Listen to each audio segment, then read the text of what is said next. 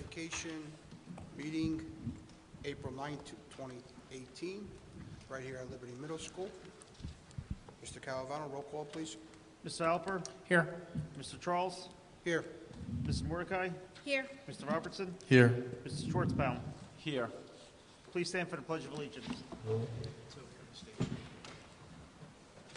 pledge allegiance to the flag of the United States of America and to the republic for which it stands, one nation, under God, indivisible, with liberty and justice for all.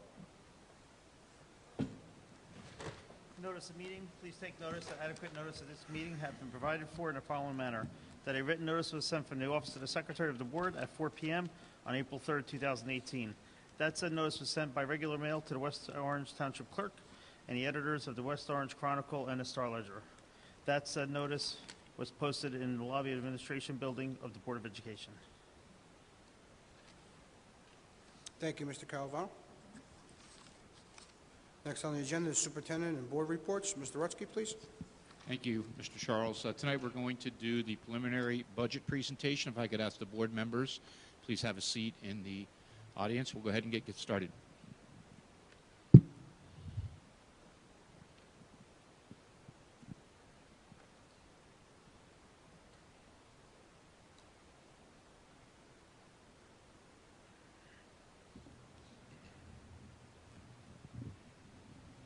Good evening, everybody. If you don't know who I am, Jeff Rutsky, the Superintendent of Schools.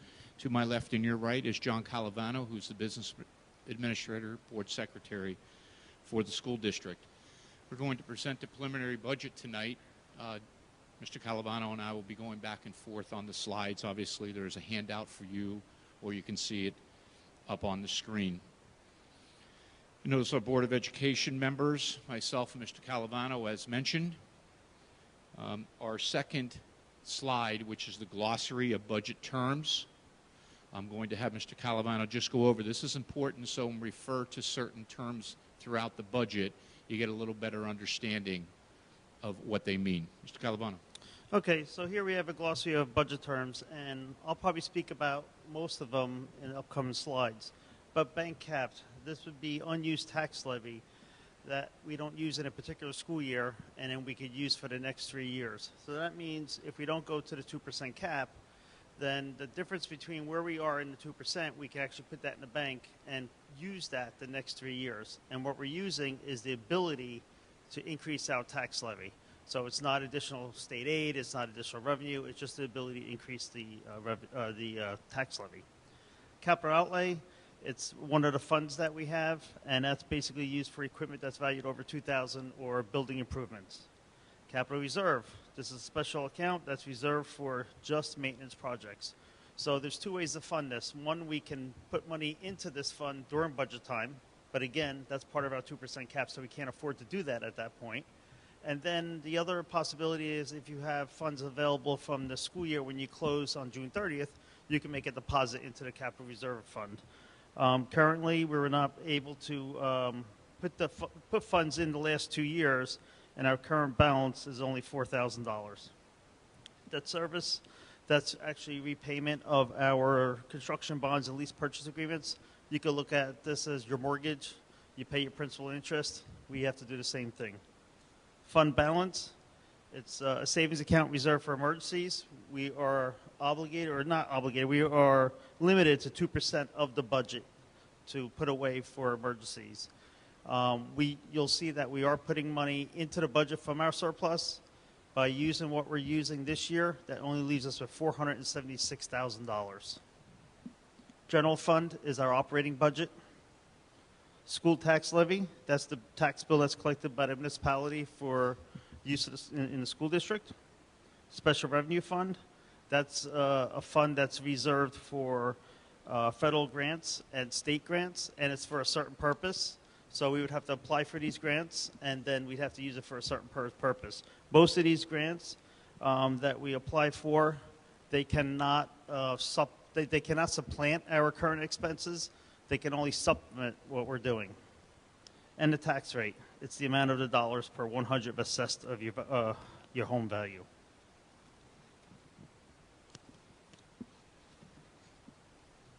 Timeline. Today being April 9th, the budget will be submitted to the county office tomorrow, April 10th. They have 2 weeks to actually review the budget and get back to us with an approved budget. It'll be advertised in the Chronicle. And then on May 7th is the latest that we can hold a public hearing. There's a lot of factors that go into planning and creating a budget. Safety and security obviously is always number one, looking at what we can do to make sure that our students, our employees, and our parents are safe. Student achievement is what we strive for every single day, making sure that we have the highest expectations for our student achievement. Salaries, health benefits are very large items in the school budget. We'll talk about that in a little bit. Special services as well, transportation costs, what we have to do to make sure over 5,000 students are transported. Looking at our curriculum instruction priorities, looking at our class sizes, trying to maintain our class sizes in our schools.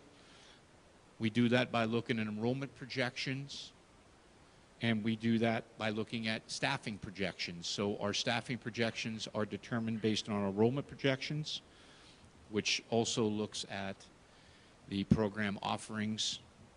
Obviously, we know the importance of technology and the infusion of technology and our offering of athletic and extracurricular activities. We have to plan for our contracts, not just our budgeting contracts, our union contracts, but all the contracts that we have throughout the district that are utilized, our debt service, making sure our facilities are maintained, mandated programs that we have to have throughout the district, our professional development. The professional development we believe is important to continue to strive for the student achievement that we're looking for, as well as professional development that's required by the state, and then the supplies that we need to have across the district to make sure that we can run the district the way we need to. Mr. Calavano. So we're required to seek cost savings through shared service programs, and we listed several for you. Our number one would be the Ed Data Services. It's a gigantic purchasing group in the state of New Jersey. It includes over 500 school districts. So when they go out to bid with 500 school districts behind them, we really got, because of the volume, we really get a discounted price. So I know Mrs. Mordecai asked how much did we save by utilizing Ed Data, and actually for the 2017-18, at the school year that we're in now, we processed purchase orders the end of last school year so we can get all the supplies in for September 1st. We saved approximately $285,000 by utilizing Ed Data. The other commissions and the Hunterdon County Ed Services, we try to use them as much as possible. We'll use them for custodial supplies, instructional supplies, contractors. They have a lot of services that's available for school districts. Same thing with the state contracts. The state goes on behalf of school districts and the state, and they'll go out to bid. They'll get the lowest price, and then they'll share that with the districts. Sussex County Regional is our special education provider, or our service provider. And in West Orange Township, you'll see that we have a great working relationship with the township. So between the fuel, the rocks, the road salt, the student resource officer, there's a lot of things that we share with them. This next slide is something that we believe is important for the community to understand, and this is what's mandated by the state but not funded. And this is an approximate number. There are other things that are included, but these are the bigger items. The HIB law was put in place. There's training that has to happen every year. There's dollars that are needed to be spent, personnel matters that need to be dealt with, and so on. So it's a very big ticket item. The park assessment, the devices, the training, the things that go into this. There's a person that has to oversee all of the testing. Professional development. Now, again, I'm not talking about the professional development that we believe is what's needed in the district to increase student achievement. This is professional development that the state mandates that must be done in every single district. And it's a multitude of trainings that we have to either provide or we have different programs in a way of helping our employees be trained. The PERS contribution, again, this, if you see the asterisk at the bottom, this is for all the non-certificated employees. The state takes care of the certificated employees. This is for all the non-certificated employees. This is a responsibility of each district through their budget. Special services through the NJAC 6A:14. There is a class size compliance issue that we must meet in the budget this year. We had a few students who put us over the limit of where we are now, so we need to have another section of a class because of that code. Obviously, I'm someone who makes sure that class sizes are good for all students, but we want to make sure that they're manageable for our teachers in our special services program. And then lastly, our evaluation model. This is driven by the state. It's called Achieve NJ. It is required that we have a model that we meet the requirements of Achieve NJ. So when you look at just those 6 items that are mandated but unfunded, you're looking at approximately $3.5 million. That's a lot of money that's in the budget that's required to be in the budget that is not provided through state funds. Mr. Calavano. So here we have the revenues for the entire school district's budget. Remember earlier with the terms, we have a general fund, which is the operating budget, special revenue fund, which is restricted for state and federal grants, and debt service fund. So when you look at all 3 funds, the $158,371,470, that's what it represents. So local tax levy, there's 2 pieces of the local tax levy. One for the operating budget that used to appear on the ballot, and then the second part of it is the debt service tax levy. State aid, again, we receive state aid for the general fund and also for the debt service.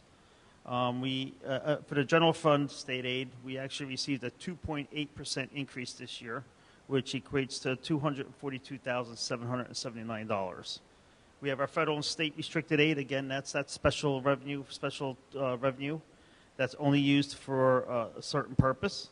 Budgeted fund balance, I spoke about that earlier, $2.5 million we're putting into this budget. And now if you think about this, if we don't have $2.5 million to put into the budget, then we'd have to go on the expenditure side and cut $2.5 million. Tuition and miscellaneous.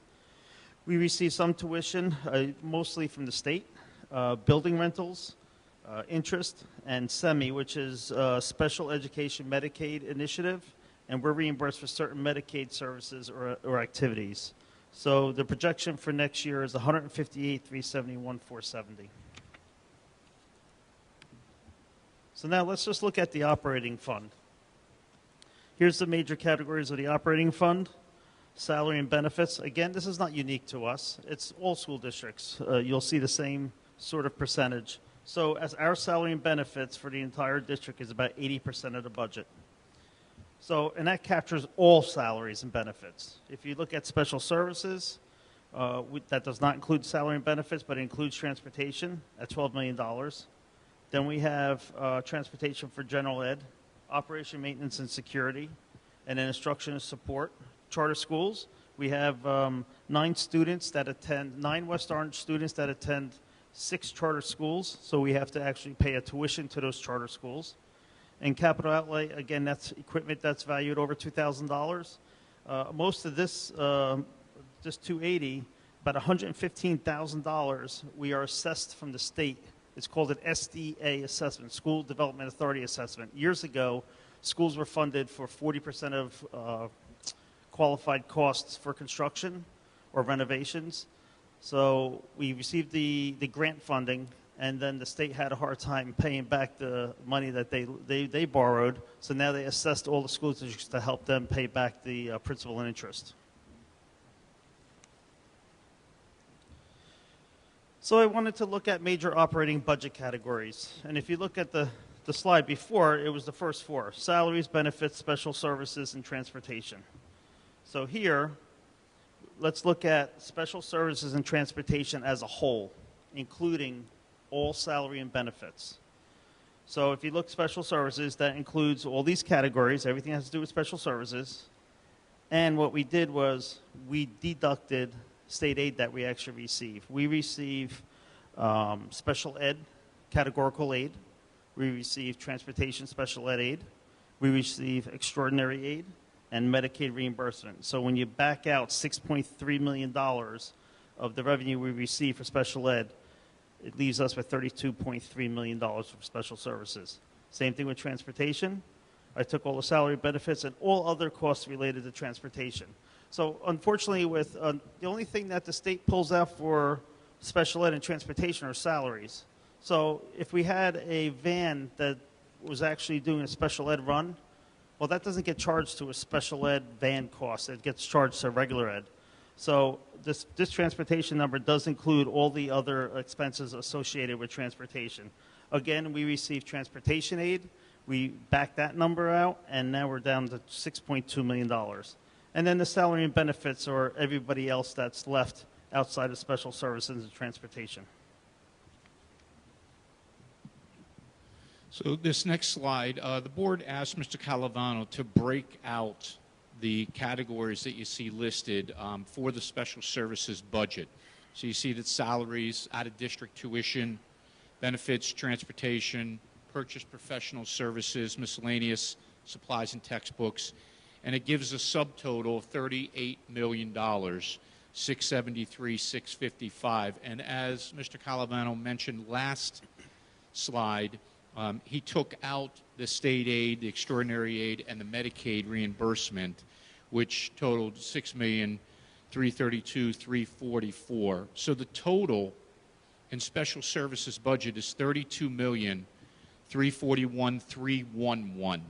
And you'll notice the percentage breakdown. And again, this is specific to the special services budget. So you're looking at salary, you're looking at just under 66%. Out-of-district tuition is just over 25, benefits just over 17%, and so on. I don't need to read to you, you can see all of this. But this was a very special slide that was created this year to show the specific cost and the budget for special services. So our operating budget is actually under cap, and we did not use any allowable adjustments. So again, when I spoke earlier about cap, it's 2% increase in your tax levy. We're at 1.7%, so we are below the tax cap. And we have allowable adjustments that we can utilize. We have a health care cost. The state realizes that health care increases each year to a point where it exceeds the cap. So they allow you to take an adjustment to your tax levy. If it's over 2%, and there's a cap at 13%, you can actually increase your tax levy by that amount. We have that option because our premiums do increase beyond 2%, but we're not utilizing that. And then there's a small one for $77,000 that has to do with deferred pensions. Back in 2008, 2009, districts had a choice to defer some of the pension obligation. This district chose to defer, and each year we get charged a certain dollar amount. And we have never taken that adjustment, so that adjustment now is available for us to use. It's only $77,000. And then we have, and then whatever that portion is, that we didn't go to cap since we're at 1.7 and we can go to 2%. So we're actually $1.5 million under. Now what will happen with this is this will go into the bank, and we'll have next 3 years to use it. If you don't use it within the next 3 years, then it's eliminated. So again, if we choose to use any part of this in the next 3 years, all we're doing is just increasing the tax levy. Here, I spoke earlier about 2 tax levies, one for the general fund and debt service. So it equals $141,153,000. And here's the comparison for both the general fund and the debt service. You see the general fund increasing at 1.70. Again, that's a 2% that we can go to. Debt service, and then our total tax levy is increased by 1.67. So what does that mean for taxes? So our taxes are struck on a calendar year, and if you look at it, calendar year is January to December, but the school year is July to June. So we have half of the old and half of the new school year in the 2018.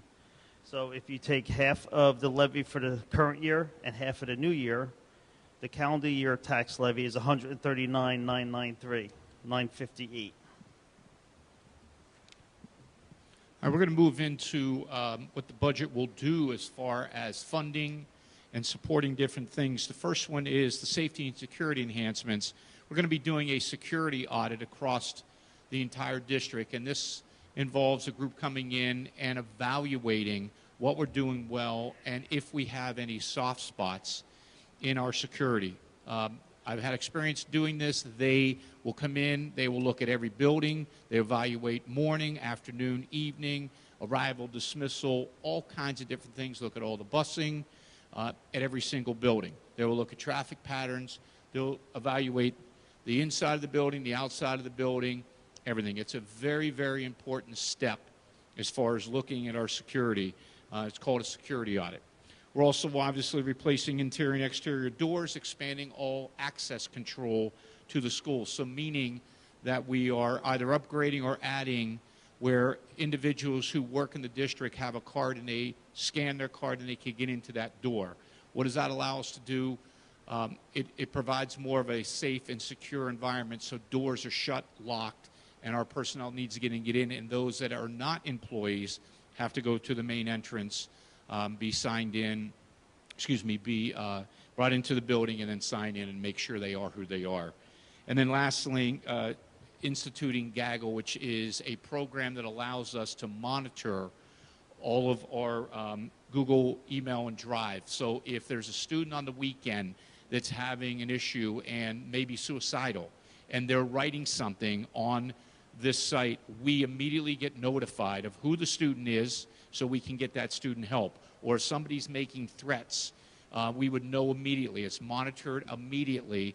There's individuals who are contacted immediately so we can go ahead and hopefully intervene, get the police involved if need be, etc.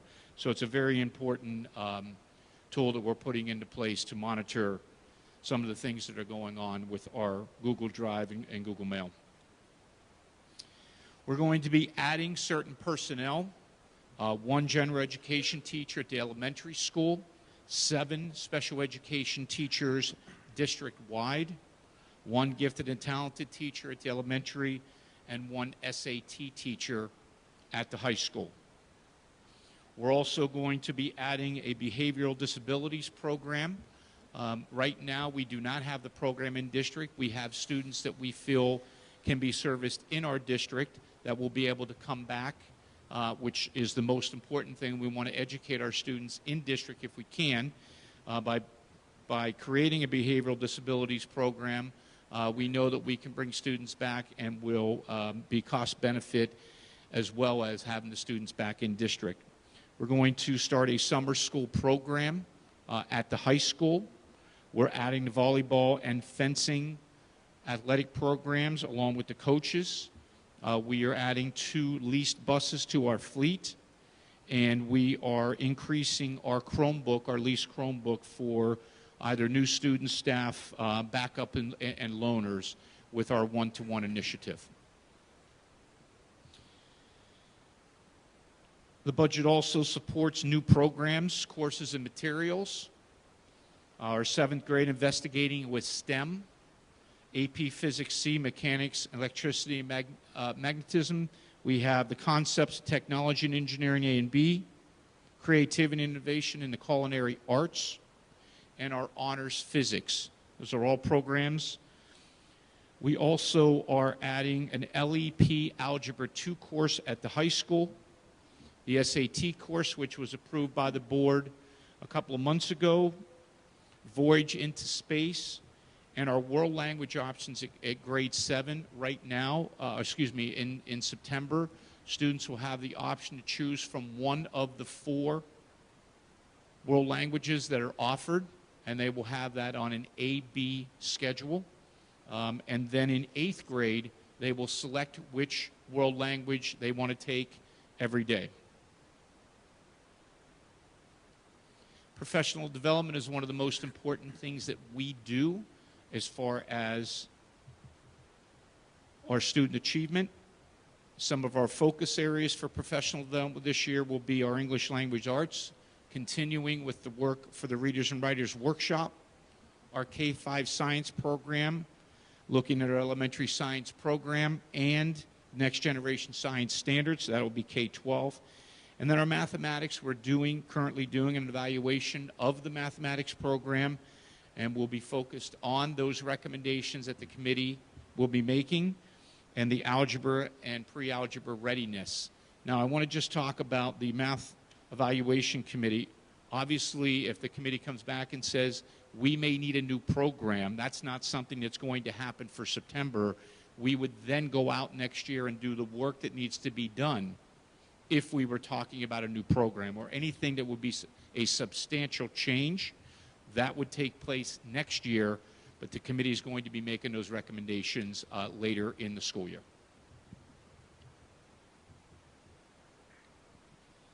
Also, further professional development in the area of our STEM. We are increasing our STEM offerings at the middle school and looking to push down into our elementary schools and our upper 4th and 5th grades. Curriculum development, performance-based assessments, sheltered instruction, observation protocol. It's called SciOp for English language learners. This is where we have professional development for our general education teachers to help them become more effective with our English language learners. And then the technology infusion across the district is something that we will continue to do. Also in the budget, we'll be supporting the following district-wide capital projects: the intercom upgrade at Hazel, continual asphalt and concrete repairs across the district, asbestos removal across the district, and then we're looking to replace window shades at the high school. Reductions due to efficiencies in this budget. Now, let me explain what efficiencies are. We look at the number of students in each of the grade levels, and we determine the number of sections that are needed. For instance, if an elementary school has 5 sections in a 3rd grade, and they only need 4 sections moving up to for the next 3rd grade that's coming in September, we would have an efficiency of 1 section.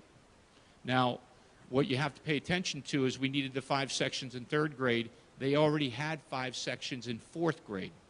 So there is no increase needed for that teacher to go from 3rd grade to 4th grade because the number of teachers are there to take care of the number of students who are moving up to that next grade level. That's called an efficiency. We're looking at the number of students and the number of sections needed at each of the grade levels. So with that, we have 8 teachers district-wide. We will have a reduction of the 8 teachers, and at this time, 3 paraprofessionals at the elementary level. Realizing that it is April and that September is a long ways away, we will adjust as we need to. If students move in, students move out, students who may have a paraprofessional now, the student moves out of district, that paraprofessional may not be needed any longer. So please understand that this is something, it's a living document, and we work through that process of time from April through September. So the tax impact on the average assessed value, you see that the assessed value in West Orange is $338,309. The increase will be $224.29, equating to $18.69 per month. Okay, at this time, I'd like to invite the board to come up for questions, and then we will open it up for anyone in the public to come up and ask questions after the board is done. Thank you very much.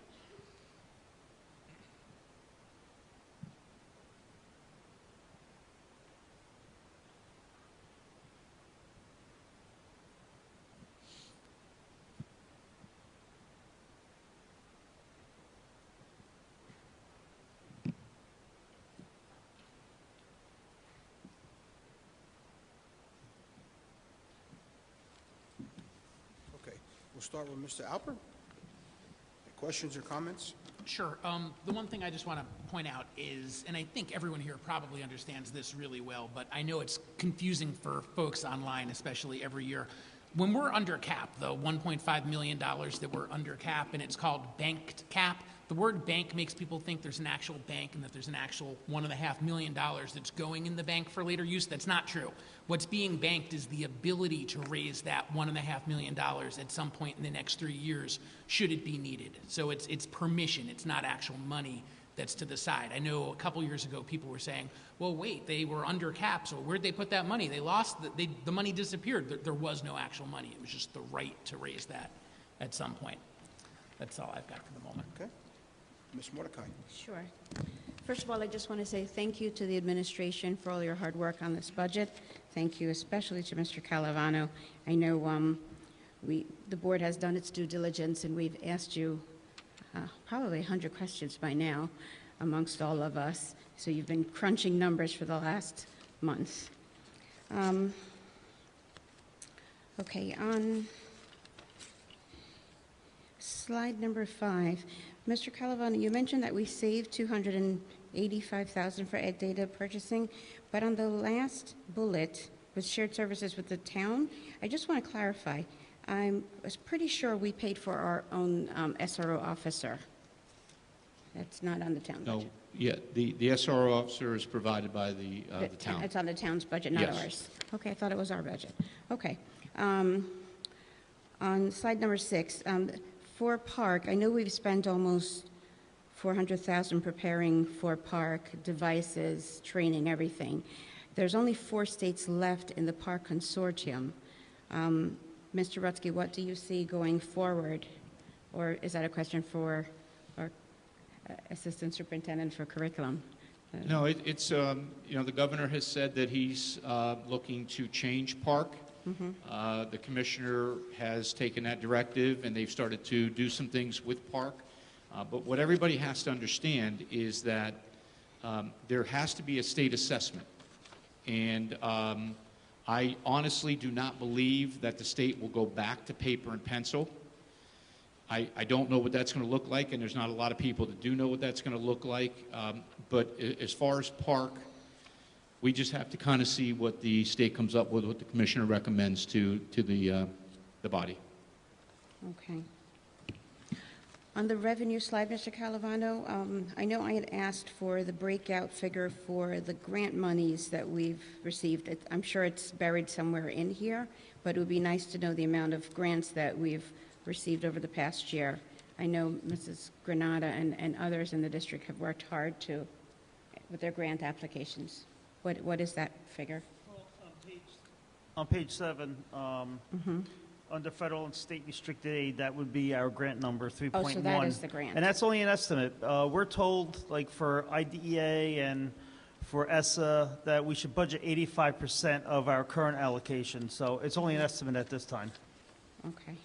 So those are just for the federal and state grants, not private? Yes. Okay.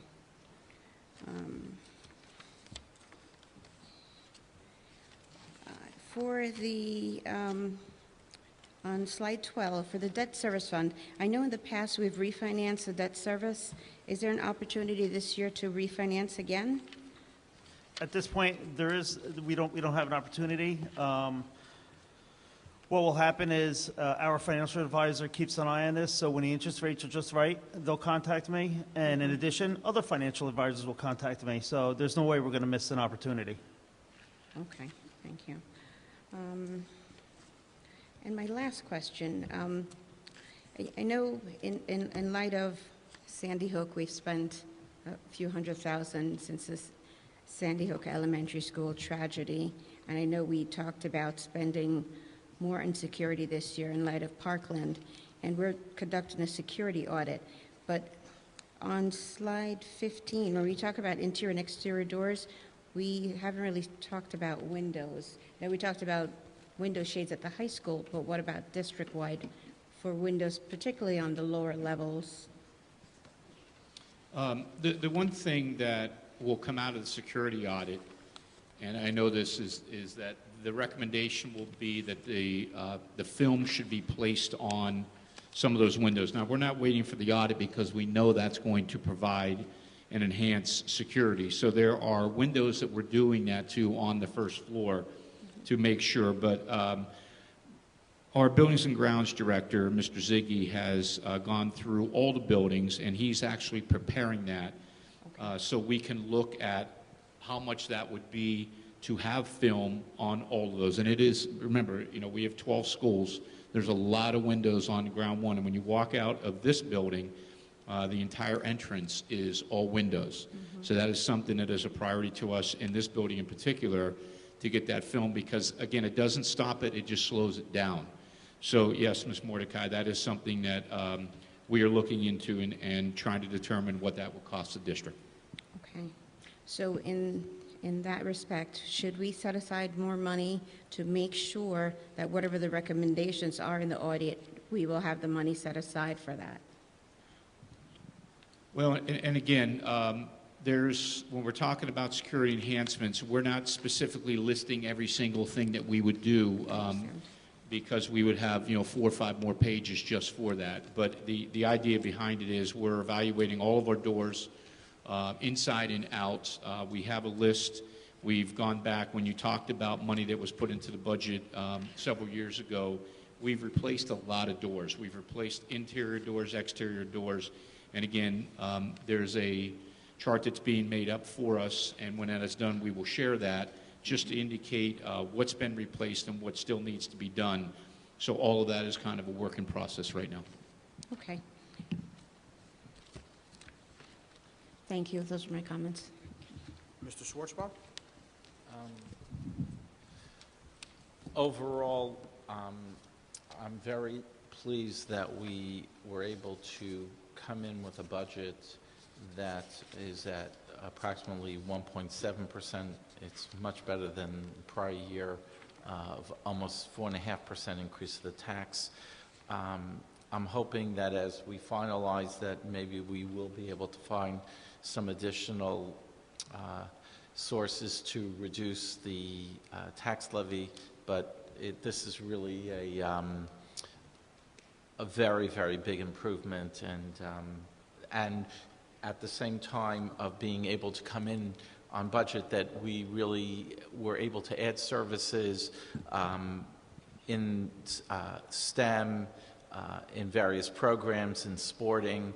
So a lot of credit goes to the administration and everyone on the board for working diligently. I wanted to just go page 4. Can you discuss what the overall enrollment projections are for next year versus where we are this year? It's flat, but there's a bubble from middle school moving to high school over the next couple of years. Where we're going to start seeing a decrease in the next couple of years will be our elementary schools, but that bubble's moving through, and then we'll hit the high school. So overall numbers will look the same, but it's moving into the secondary schools now. So it's moving, and as I recall, just from the demographer's report, we had at the high school level, we had somewhere between 300 to 500 additional students that we can handle. Is that correct? That's what the report is, but you have to be careful with something like that because they consider the auto tech room a classroom for 25 or 30 students, which you can't have 25 or 30, and there's several rooms like that. So while we could have some additional students in the high school, I do not believe it's that many, but again, we are, the last 2 years and this coming year as well, there will be an increase in the 9th grade enrollment. Okay. And can you discuss class size? Can you break it down just primarily for regular ed, K to 3, and then 4th, 5th, and middle school, what our target student teacher ratio is, class size? I can't be specific. I can give you an overall. In the K through 2, we try to keep it below 20. Sometimes that's not doable. As we move up to 3, 4, and 5, we'd like to keep it in the low 20s. And then when we move into middle school, it's really driven by the subject itself. Again, we're somewhere in the low 20s. And again, I'm providing just an overview of the average There are some class sizes that are smaller, some class sizes that are larger than that, and again, the same at the high school level. So we're very fortunate in the district to have good class sizes, especially at our elementary levels. Okay. Moving on to page 6, mandated. Can you give us a round projection of how much the public employee retirement system, the PERS contribution is? $2.3 million. So that's the preponderance of that money, of the $3.5 million. Is that correct? Correct. Okay, and that's for non-certified employees, Correct. right? Okay, good. I just wanted, page 7, I think you pointed out, but I want to reiterate that we're utilizing $2.5 million from the current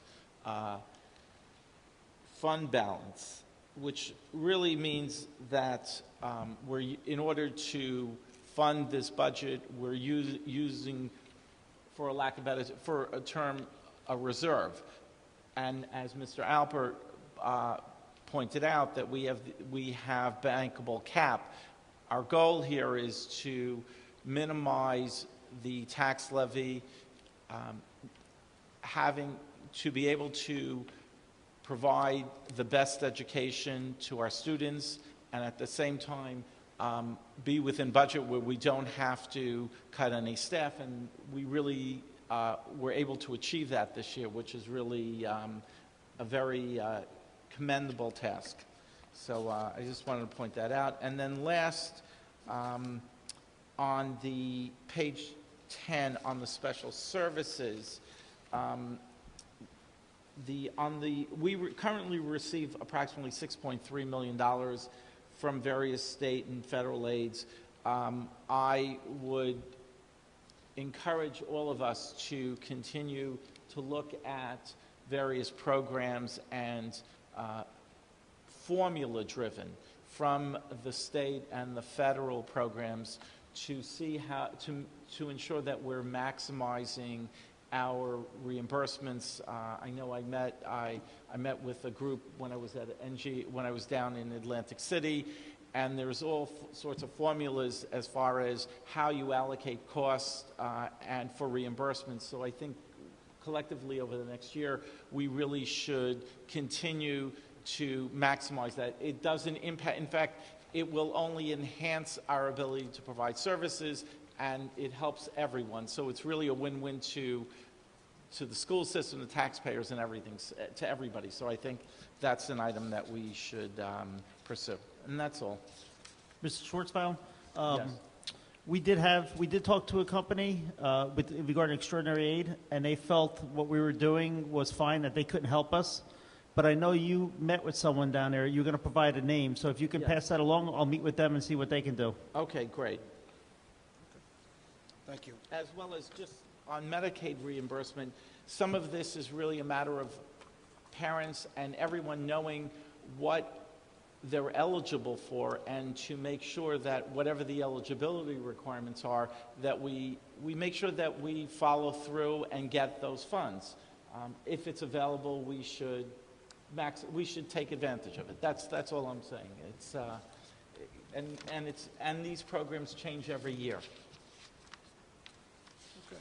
Thank you, Mr. Schwartzbaum. Mr. Robertson. Thank you. First, I just want to say thank you to the administration for a tremendous amount of work in taking a deep dive into the numbers, and thank you to my colleagues. I mean, I don't think people realize that just probably the past 2 weeks alone, we've put in about 50 hours on and behind the scenes and spent a lot of time together. So that's been a good experience. Dovetailing on one of the areas that Mr. Schwartzbaum was just pointing out, as I look at slide 10 in relation to the special services budget, well, I know we can't necessarily address it this year. I think in looking back at our strategic plan, we need to consider again, and I know that the preschool was a step towards this in a way, but we need to consider, as we look at out-of-district tuition at over $8 million, how, and transportation along with that, how we can bring more services into the district in a way that's going to favor us financially while still providing quality services to our special needs students. A couple of things. I'm very happy about the efforts, the conversation we've already begun on security and the efforts that we plan to take. At the same time, there's an area where we spoke about it last year, and with everything going on, it kind of dropped by the wayside, and that's cybersecurity. We need to take a look back again at conducting at some point a cybersecurity audit. Some school districts have been hit by ransomware attacks. There's always the threat of identity theft. Hacking is just, being hacked is a fact of life, unfortunately. And we need to take a serious look at bringing in, and school boards had a cybersecurity firm, actually the room was packed for that meeting, but they had a firm going through tremendous detail about the different levels of cybersecurity we should be looking at, and I think we need to talk to school boards, get in contact with that firm, and potentially bring them in or somebody else in to take a hard look at that. Also, I'm ecstatic about funding summer school. We've talked about this for some time as an opportunity not only to help kids who are behind catch up, help kids who want to move ahead to get ahead, and it really feeds directly into student achievement and potentially boosting the number of kids who are taking higher level courses, honors courses, AP courses, and helping kids who are borderline, who are struggling, graduate on time to boost our graduation rates. So that's looking forward to that, and it's also potentially for kids outside of our district a revenue opportunity for us, because we know they're going to Bloomfield, they're paying heavy dollars at Newark Academy, MKA, and all over the place. So that's revenue that we can pick up. Also looking at actually going back to special services, as we began doing our special education audit action plan, and that was January 22nd, we were presented with that, and looking at how we're finding efficiencies in spending as well as greater effectiveness in delivering services. Look forward to having an update on our progress on that at some point. One of the things that the audit had pointed out, while we are finding efficiencies in terms of cutting some aides, the audit report had indicated that our number of one-to-one aides exceeded the number that, based upon the audit and looking at the IEPs, that were felt were necessary. Now, I understand that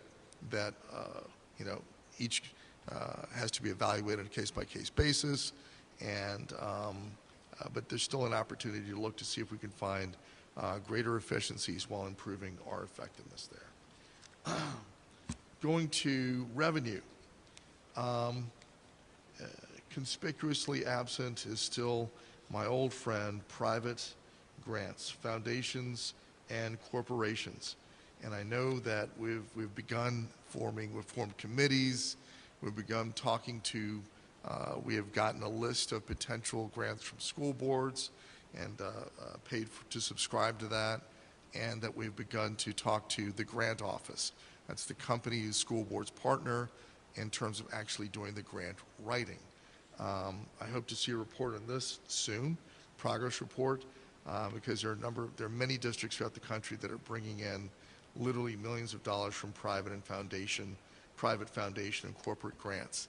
And we have over a dozen Fortune 500 companies based in Jersey.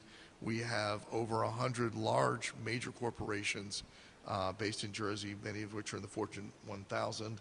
And there's really an opportunity there, as well as foundations that are based here. So look at, something too, as we looked at the cuts that we've made, it's not readily apparent in the budget presentation, but in trying to be responsible to our taxpayers while still advancing student achievement, we've done a very good job, I believe, in maintaining programs, maintaining staff, maintaining initiatives that will help to advance student achievement.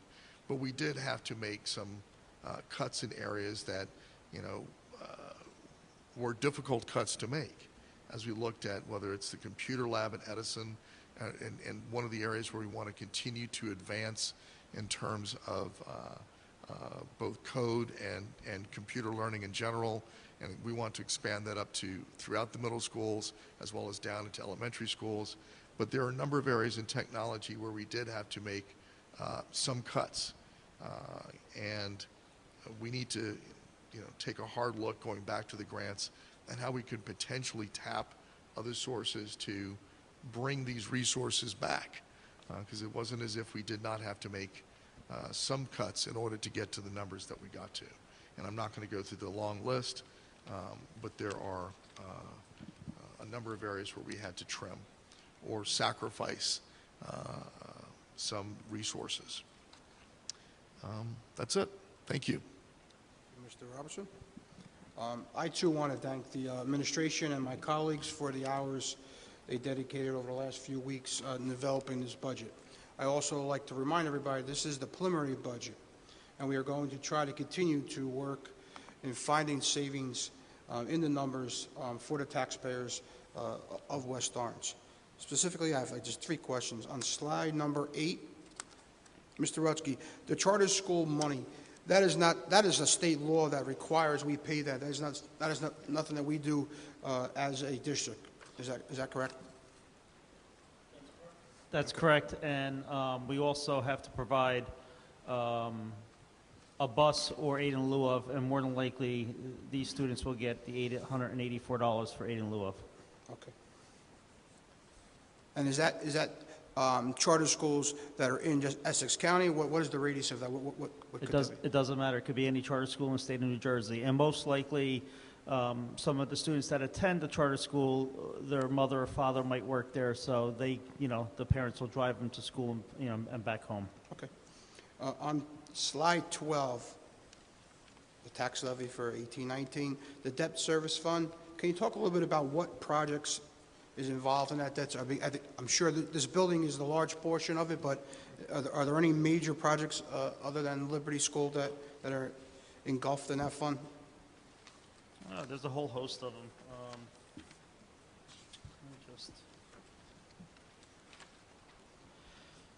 So if you look at our debt in total, as of the end of this school year, it would be June of 2018, we still have $54.3 million in debt that we're paying off. We have 4 issues that are outstanding. One, the final payment will be 2027. The other one will be 2021. The other one will be 2029. And the earlier one, another one will be 2024. So of the 4, we have one is the improvements to Edison and Roosevelt Middle Schools and the high school.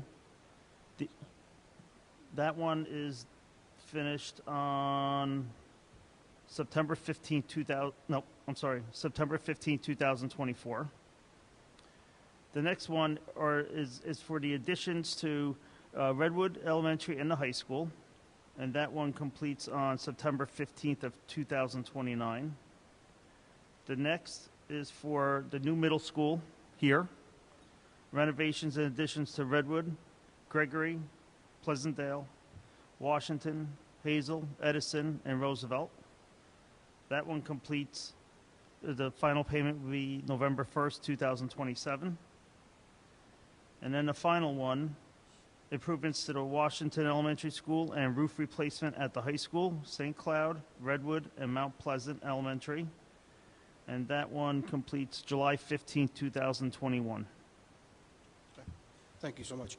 On the last question, on slide 17, the addition, the volleyball team and the fencing, will the fencing be both boys and girls, and the volleyball just be boys? That's correct. Boys and girls for fencing, co-ed, and boys for volleyball, since we already have the girls' volleyball team in place. Okay. And the last thing I have for Mr. Calavano, each year you put the tax estimator up on the website for the public to use.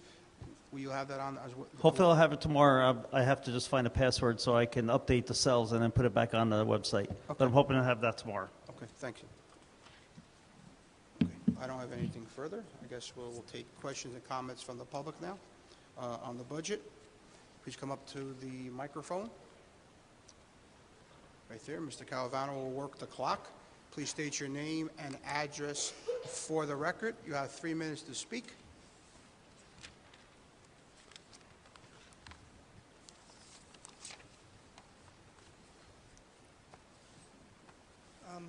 Adam Kramer, 20 Moran Road.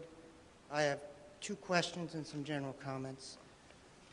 My first question is, I noticed in shared services, and I've been asking about this for years, is there any movement with the town on coordinating a trash contract with the town to save some money under shared services? My other question is, we entered into an energy savings program with Honeywell a while back. Has there been any realization or figures as to what the savings has or hasn't resulted in? My general comments are, this is progress over last year's budget, and I commend the board and the administration for making some progress. But we still have a lot of work to do. We're still spending on a per student basis way above the state average. We still have a tax levy which is way out of whack with state and national norms. And we still have, from my perspective, things in here that are wants, not needs for education. To paraphrase the Nobel economist Milton Friedman, nothing is free, it's all trade-offs. You've improved on making better trade-offs, and I commend you, but there's still, I think, more trade-offs that have to be made. And I've spoken about that in the past with regards to things such as after-school late buses, vice principals in elementary schools, and some other issues. My biggest concerns aren't this specific budget, but the structural issues that drive the tax levy. The biggest being the way this board has handled its negotiations with the union. And this is not to disrespect or say that the unions don't deserve to have their members well compensated or be put in poverty. They're good people that work hard. But I think there's been an unrealistic expectation of what health care benefits can be provided for our employees. We have probably the most generous plan in terms of health care in the state. And it's just unsustainable unless the employees of the districts are willing to pay a substantial part of it.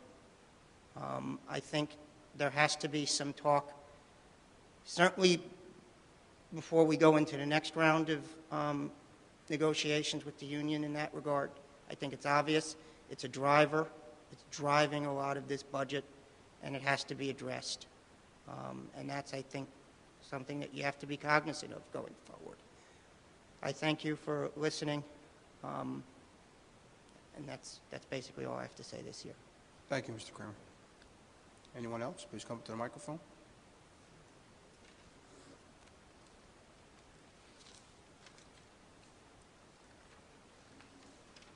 Hi. I'm Katie Witzig. Where do I live? 49 Mango Road. So I have 3 questions, well, maybe 4.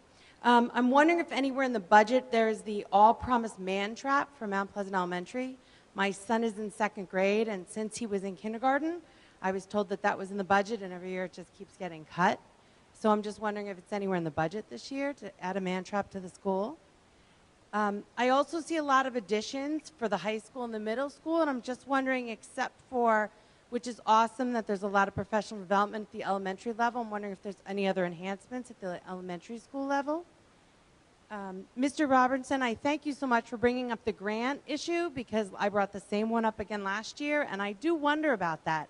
I work for a nonprofit. We see lots of school kids that visit my nonprofit that are all grant funded, and I hear these teachers and the principals I talk to about all this grant funding they get. And if I recall correctly, and I didn't bring it in my notes, but I think last year, was there something in the budget about a new grant person or a half-time grant person or something about a grant writer? And I'm just wondering if any of that grant writing was for any private or corporate grants, because I don't see any of that in here. Wait, let me just check. I think I had one more. Oh, I do have one more. About the, how often does the district look at like their group contracts to buy stuff? So I know at last year's budget, there was a lot of conversation about this, and I know it's a lot less this year, but I'm looking at all these, and I can't find what page it's on, and I apologize, where you buy things as like a package. And I'm wondering how often you guys go out for budget, or out for bid for these kind of things, and how that's done, and you know, how do you decide and all of that. Those are my only questions. Thank you. Thank you. Anyone else have any questions or comments? Seeing none, we'll close that portion of the meeting. Mr. Rutsky, if you can... Services with the township. Okay, go ahead. There's actually a bid that was put together with the township. We are part of the bid. They're looking to receive 3 quotes. One, if the township and the board come together, what's that number? What's the number just for the township, and what's the number for the Board of Ed? So we are part of their bid, and it's I believe it's out on the street right now. That's correct. ESOP savings, we just completed our final project.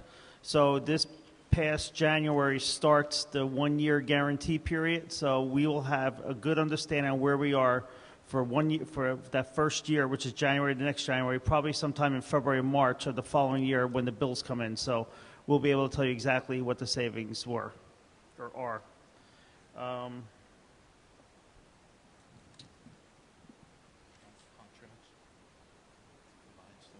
Oh, the contracts for buying through all the ed data and through every year we go out to bid.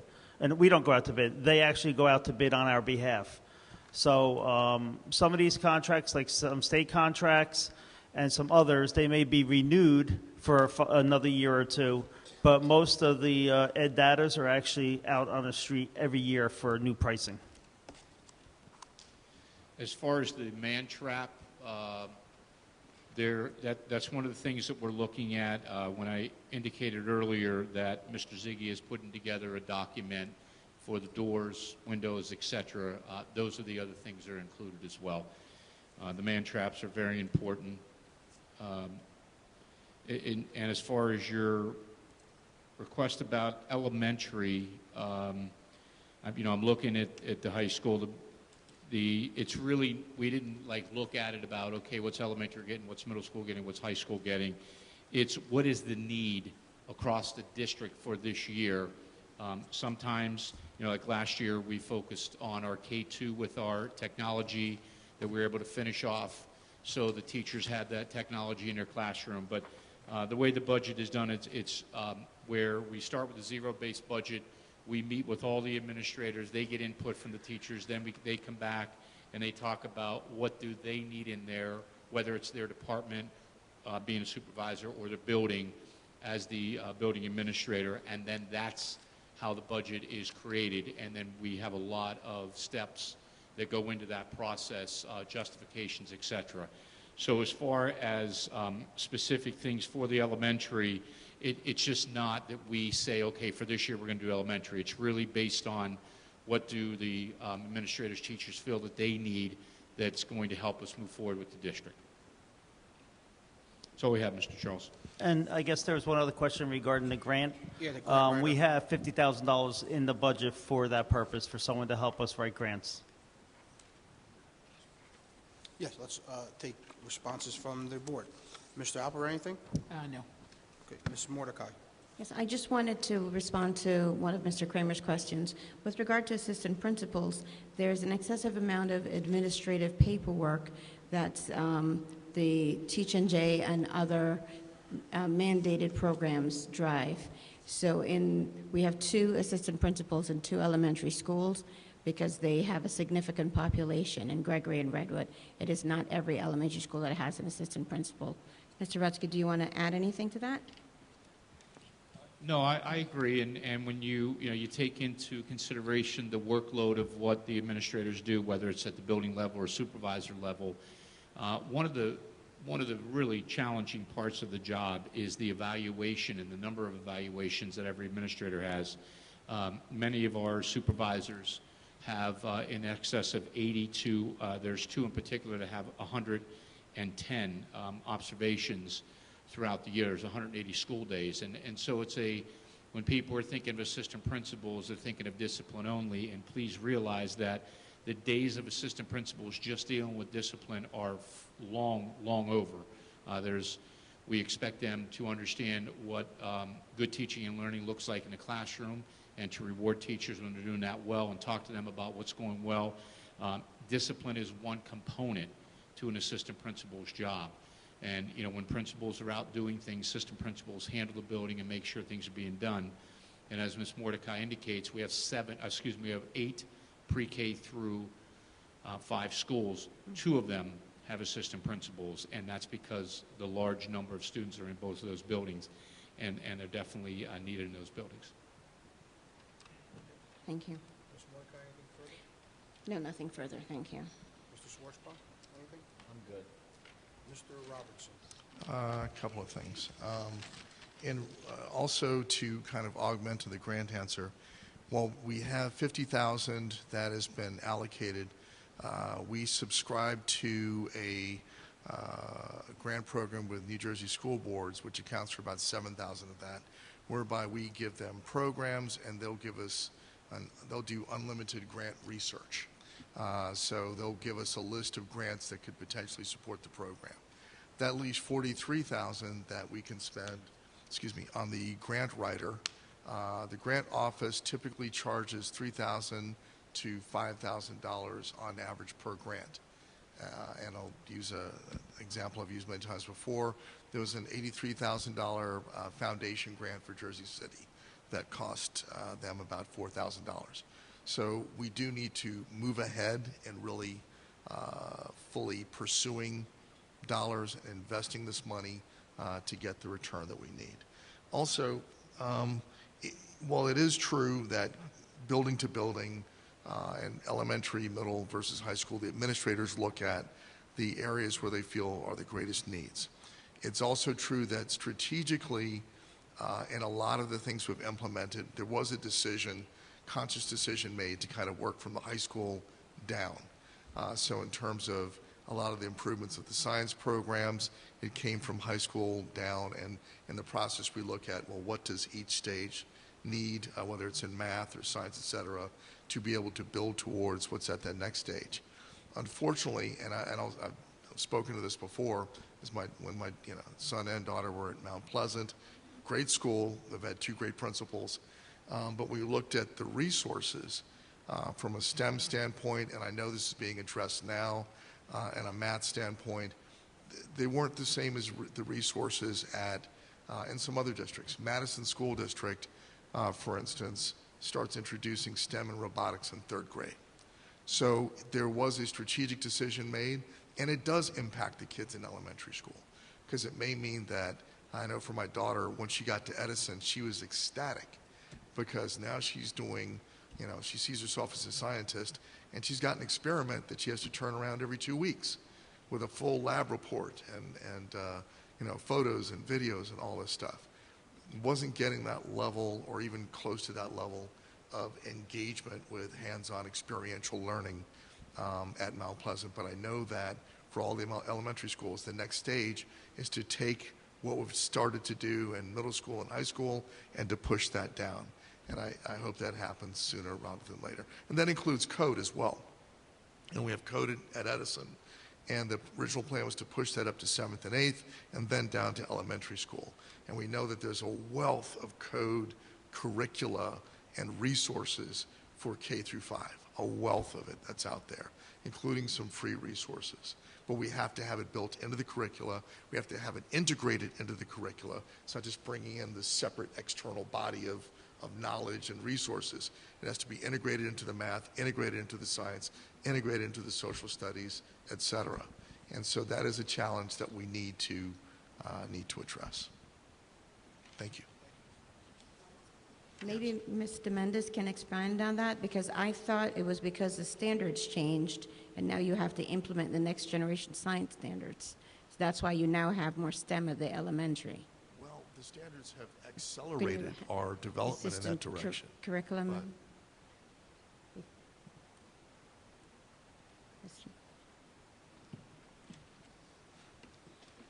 Because that wasn't always the case. They went from Common Core to New Jersey Learning Standards, and now you have the next gen. We do have the next gen, and it was implemented in full force this year. I think we're very pleased with the K-5 implementation of the National Geographic series through next generation science standards and all the STEM components that are being integrated. Maybe at a future date we can really talk about our science program and how rich it is at our elementary school. To be fair, it is true that the next gen science standards are now being implemented. At the same time, we began the discussion of experiential learning under the Common Core. So we do need to look we don't have unlimited resources, and we do need to look at how we allocate those and what does it mean in terms of STEM and the depth in STEM, whether it's the difference between building bridges and looking at how bridges support weight versus robotics. Those are two big differences in investment and application. So I am glad that we're now implementing next-gen science standards, but we still have some ground to make up. Thanks.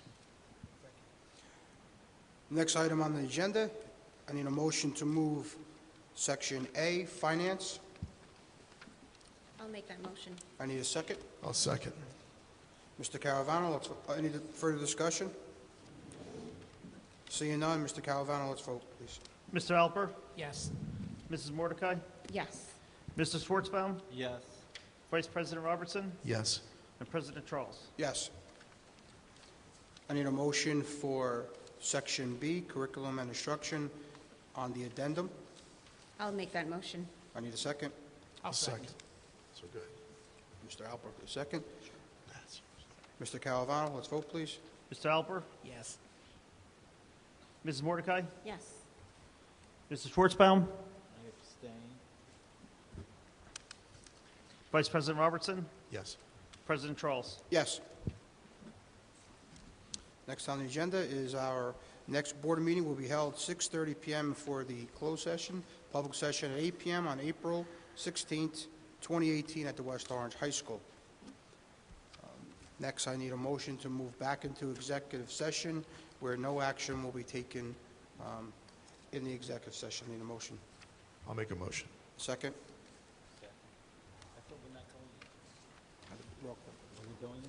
Yeah, we're going to hold Very quick. call. Very quick. on. I'll second. Okay, second. All in favor? Aye. Okay.